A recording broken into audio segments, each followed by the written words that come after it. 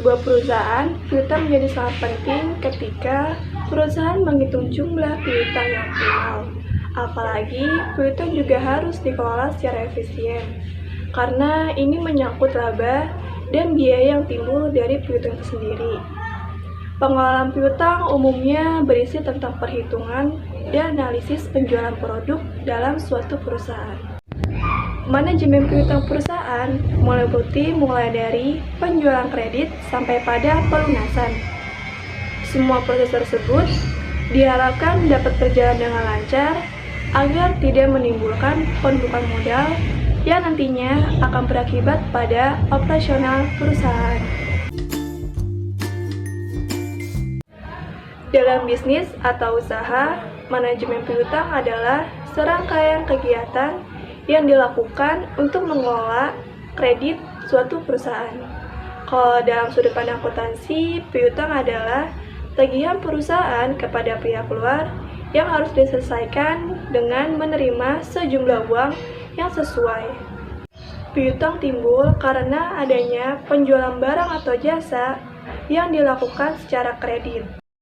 Suatu perusahaan memiliki pinjaman adalah hal yang biasa, karena pada kenyataannya banyak pelaku usaha yang memiliki kebijakan untuk membayar secara kredit.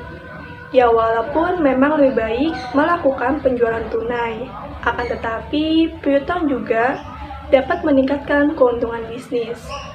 Selain membantu perusahaan untuk menghadapi persaingan bisnis yang semakin ketat, piutang juga merupakan salah satu untuk meminimalkan resiko kredit.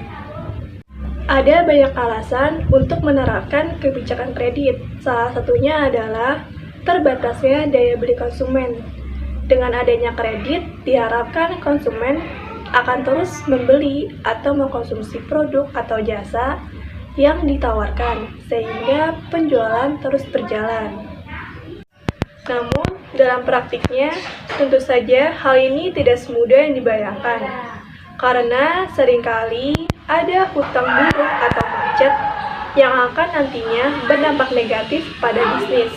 Oleh karena itu, perusahaan harus membuat dan menjalankan prosedur yang benar terkait dengan kemajuan usahanya.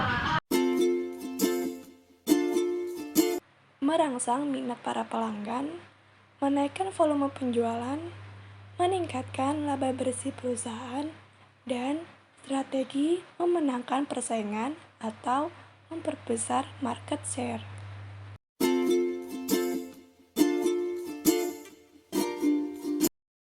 Yang pertama, perusahaan ingin mengejar target penjualan sehingga angka penjualan dinaikkan.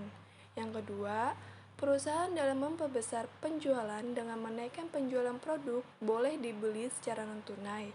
Yang ketiga, penjualan produk yang bersifat non-tunai dilakukan secara tidak berhati-hati. Dan yang terakhir, keempat, perusahaan memiliki tagihan atau kewajiban dalam bentuk kredit kepada suatu perbankan.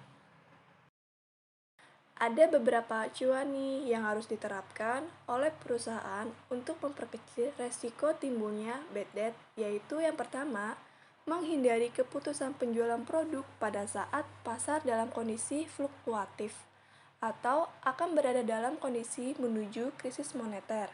Yang kedua, membatalkan penjualan produk pada konsumen yang memiliki reputasi buruk dalam dunia bisnis. Yang ketiga, menghindari produk dan penerimaan order pada saat pasar tidak menentu. Yang keempat, melakukan dan menerapkan tindakan prinsip kehati-hatian pada saat tingkat persaingan bisnis semakin tinggi dan inovasi produk perusahaan berlangsung secara lambat. Dan yang kelima, ada ukuran persentase yang layak diterapkan untuk besaran piutang.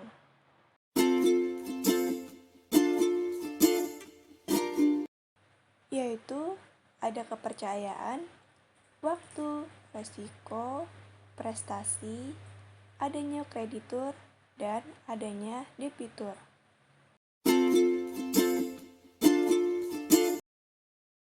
Kredit konsumtif merupakan kredit yang diajukan oleh seseorang debitur atau kreditur guna memenuhi kebutuhan pribadinya, seperti untuk membeli sepeda motor, mobil, rumah, perabotan rumah, renovasi rumah, dan lain sebagainya. Yang kedua, jenis kredit produktif. Kredit produktif umumnya dipakai atau diajukan oleh mereka yang bergerak dalam dunia usaha atau mereka yang mempunyai bisnis dan membutuhkan dana dalam usahanya. Contohnya, menghasilkan produk baru atau tambahan, membuka kantor cabang baru, dan lain-lain. Yang ketiga, jenis kredit perdagangan. Kredit perdagangan umumnya itu dananya dipergunakan untuk keperluan perdagangan atau trade. Contohnya, menghasilkan barang untuk dipakai oleh banyak orang, baik daerah, negara, maupun kawasan.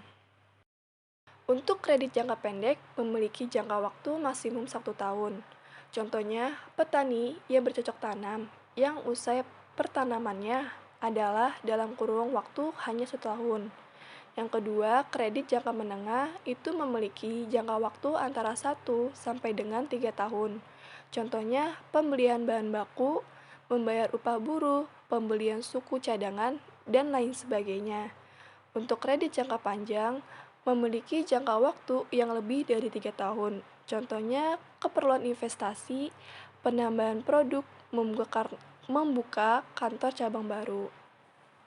Adapun syarat untuk mengajukan kredit, yaitu fotokopi KTP, fotokopi kartu keluarga, NPWP, sertifikat kepemilikan rumah dan tanah sebagai jaminan atau BPKB kendaraan, buku tabungan bank tersebut, dan bank lainnya, surat keterangan tempat kerja untuk pegawai kontrak, lalu slip gaji 3-4 tahun terakhir. Kemudian mengisi formulir mengajukan kredit dan surat keterangan sanggup membayar cicilan kredit. Sekian dari saya. Semoga video kali ini bisa bermanfaat buat kalian semua ya. Wassalamualaikum warahmatullahi wabarakatuh.